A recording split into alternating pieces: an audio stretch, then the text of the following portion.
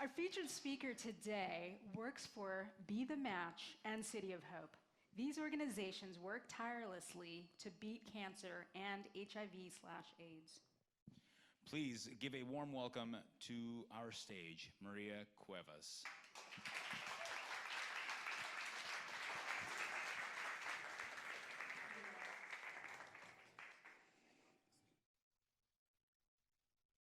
Okay, thank you.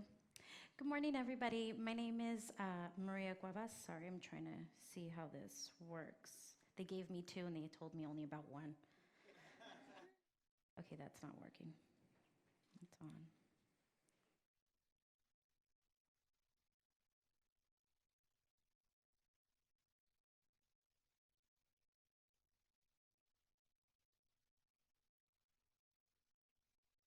Okay, thank you. Okay. All right, let's begin. So my name is Maria, and I work for Be the Match. Before I get into what we do specifically, I'm going to ask you a question, and I'm going to ask, how many have you have been affected by cancer, either directly or indirectly, personally, family members? Okay, I'm gonna take a minute. If you can scan the room, keep your hands up nice and high, and take a look around the room. Look at people behind you, in front of you. And if you were to see my point of view, I would say we're a good 90% of the people in here have been affected. Thank you so much. So what we do is we primarily work with cancer patients. They've been diagnosed with a blood cancer like leukemia and lymphoma. And we're gonna get into all of that today, what exactly is what we do and then how you can help. So who are we? We have been in existence for over 30 years. We are the biggest diversity bone marrow registration in the world. That means that we work here nationwide specifically, but we do work, we just started Be the Match Mexico. And we'll get into why it's so important to get into these different countries and ethnicities. We've also worked with thousands of patients, and believe it or not, there is a cure for cancer. And that's exactly what I'm here to do today, is try to help save lives and try to keep you on my journey and see if we can get this together. That's who we are. Okay, and so this is just a picture of some of the families that we have worked with. Families come to us primarily because they haven't found a match within their family. So you only have a 25% being a match. You can have 8 brothers and sisters and not one might not be a match. So they come to us as a last resort because they possibly haven't found a match in their family. So they're looking to strangers like you and I in hopes to be on there in order to save their life. So like I said, this is potentially, you could potentially match somebody. And we'll get into what is the facts and all of that. So vital statistics. I'm gonna read this to you. Every 4 minutes, someone is diagnosed with the blood cancer. 360 people a day, 15 people each hour. I'm gonna let that sink in for a minute. Do one more time. Every 4 minutes, someone is diagnosed with a blood cancer, 360 people a day, 15 people each hour, and you could be their cure. What is the likelihood of finding a match? So the likelihood of finding a match is 23 to 77%. Sadly, that is not the same for everybody, okay? So not everybody has that 77% chance. In order for you to have a possible outcome, if you were to get diagnosed with some type of blood cancer, you would have to most likely have the better outcome with somebody of the same ethnic background as you. So that's how we're gonna find matches for you. Scientifically, HLA markers, for all my science nerds in here, if you guys know about that, they're called HLA markers. But if you look at your fingerprint, if you do me that favor, look at your fingerprint, and you can see those circles, right? There's like, I don't know, 5,000, I have no idea. But imagine if I were to tell you, okay, go find your perfect match. Right? Yeah, exactly. Like, you're crazy. That's not going to happen. That is what our cancer patients are up against. So they're out there literally trying to find their perfect match in order to save their lives. So this is what it looks like when we break it down demographically. If you look at that graph, so the 23%, that is, sorry, the 23% over here on this side, that's what you see for the African American group. And then 77% is for Caucasians. So wherever you lie on that graph, those are going to be your chances of trying to find a match. I myself, I am Mexican. So if you look under that graph, it says 46%, right? But that's Latin Hispanic, right? So Mexican is smaller. So technically, I only have an 11% chance. So I'd be lucky if I found one, or half a one, or a quarter of a one. But I only have an 11% chance of finding somebody. So that's why it's really, really important that we try to get as many people on the registry. It does not matter to us whether you're Caucasian, whether you're Asian, or whether you're Mexican or Hispanic. None of that matters. We're about saving lives, but most importantly is that we want to try to give everybody an equal opportunity. We want to see 77, 80, 90 all across the board, because that's what we're about to do today. And I think that's what a lot of people don't know. They just hear bone marrow and they're like, don't do it, right? So we're going to dive deep into that, and then we're going to see that there are other ways to donate.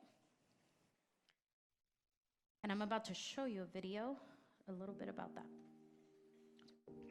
This is bigger than numbers. It's about connecting donors with patients like me.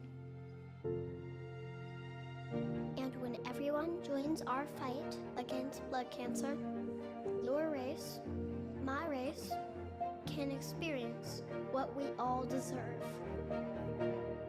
Life.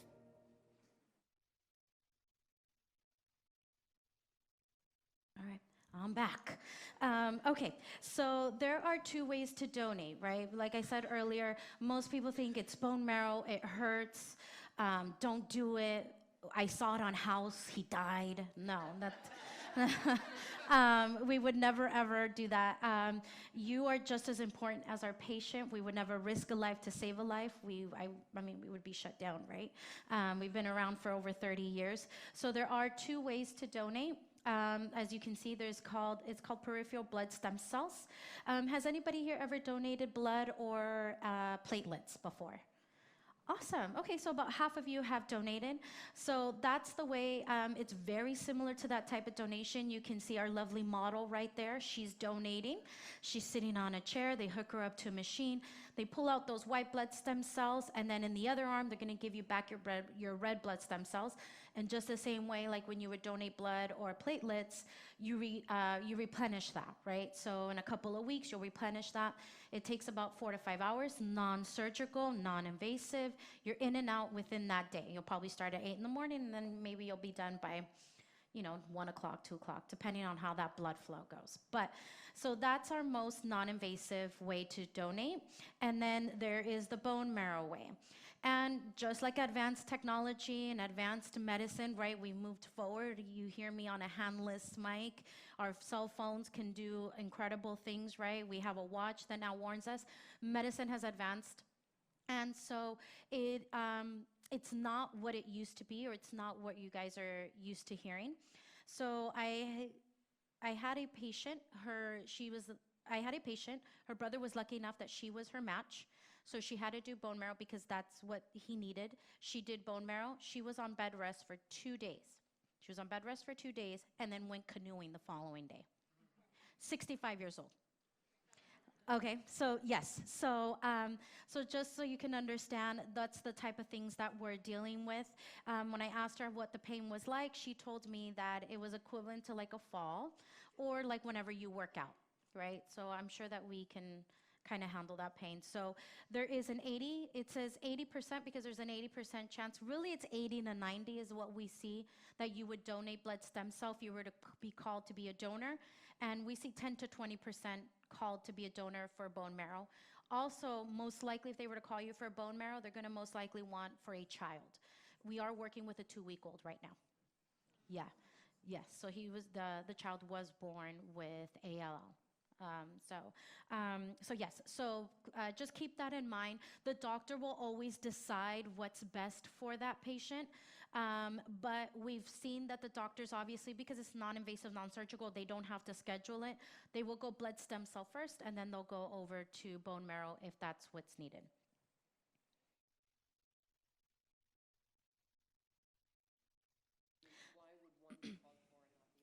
The doctor's the only one that can make that decision. The doctor is the only one. So she had a great question, like what is the difference and all of that.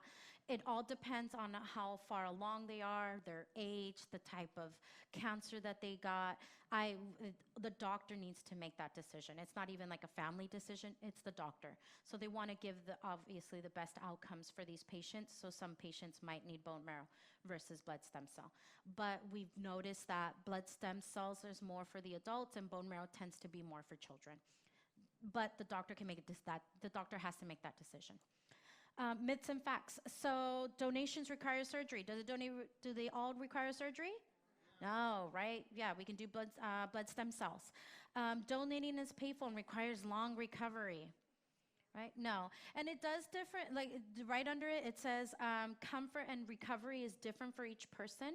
As women, we do, as mothers, I should say, we tend to have a bigger threshold of pain, especially because we give birth. So if you were to ask an 18-year-old who probably hasn't really ever had any major surgeries or has never given birth compared to somebody who's maybe mid-40s, 30s, and they would the equivalent, right, of pain might differ. So let's keep that in mind.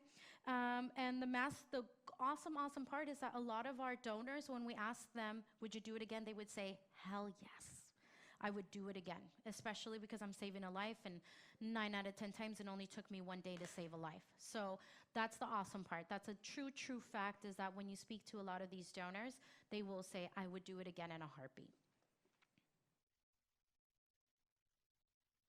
The next slide, so our myths and facts, is going to be donating. So the gentleman up on the top and the gentleman up on the left top, he is donating. He's donating blood stem cell. So he's donating. You see that smile on his face? Does he look like he's in pain? Right? I mean, if I were in pain, I was giving birth to my daughter, I would not have that smile on my face. So you'd have to pay me top dollar to do that. The girl on the bottom, she just donated. So that's her holding her own blood stem cell that's about to go to a patient.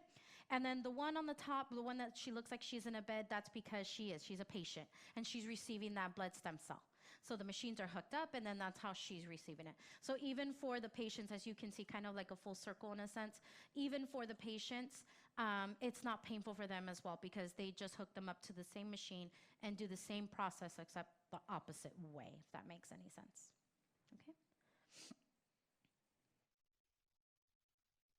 Okay, so are you eligible? So we have a few requirements.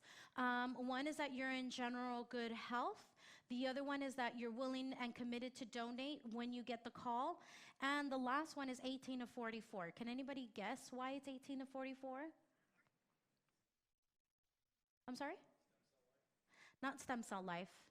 Any other guess? That's a good guess, though. I haven't heard that one. That's a good one. Anybody else? Okay, so we used to, like I said, we've been around for 30 years. We used to have our age gap was 18 to 58. And what we were noticing is that when patients are coming to us, and if they happen to have a match, and we found that the match happened to be somebody who was older, they weren't having the best outcomes. There's this thing called graft over host, and that means that it's blood stem cell or that bone marrow took over, and it takes more pills, more recovery, more time for the patient, and it was just a big struggle. So we had to make a decision based on research and sit down with people and scientists and all of that, and that's why they came up with 18 to 44, because that's what's going to give our patients the best outcome. So if you can imagine yourself when you were younger, or those that are still young and vibrant, and hangovers only last a day. Mine lasts like two weeks. I'm like, oh, should have never drank that one, that one Corona, and I'm like, oh, I'm hungover. Yeah. So anyway, you tend to be more vital, more aware, there more, you're just a lot more flexible and willing and up and running. So it just is the reason why we do it, is because it's just better outcome for our patients. We always want to try to give them the best results that we can, and this is how we can help them by doing that. But if you do register, I want you to know, if you do register, you're on the registry until the age of 61 or until you decide to take yourself out. So, but there have been people on the registry that have been on there 15 years and never gotten a call, because you have a 1 in 500 chance of matching somebody, right? Because remember, I told you, go find your perfect match, right? It wasn't going to happen. So let's just move on. I'm going to have you meet Mike and Adri.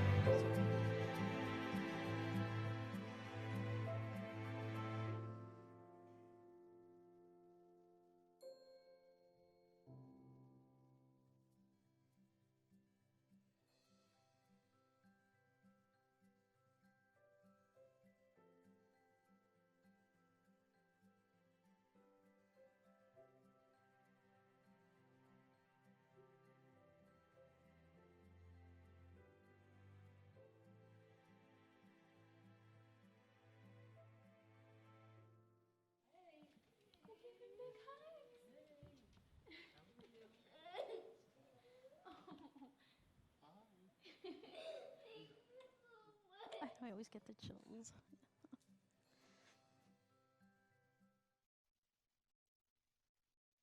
All right, I know. I got the chills. Yeah, so this is just so you can see, this is somebody who donated. That's her new hero, and I wanted to give you kind of the full circle and the idea of what we're up against. So I ask you, who will you save today? And how to sign up, we are going to go to a different area, is what I'm told, and we will sign up over there. It literally takes 10 minutes. All you do is you need your cell phone, so I won't even take any of your personal information. We do have HIPAA along with our information, so it means it won't be sold, it won't be spread out to anybody, government, nobody's gonna get your information through us. So you sign up, you create an account, you would then swab. That literally takes 10 seconds, and then you confirm your email at the end of the day. And then after that, you just wait to get the call. So that's it. If you have any questions, because I know we ran out of time, I will be in the second part of this, so please feel free to come up to me. I will be here till about 2 o'clock, so if you have any questions or are interested in registering, please come to the table ready with your cell phone. Thank you. Awesome.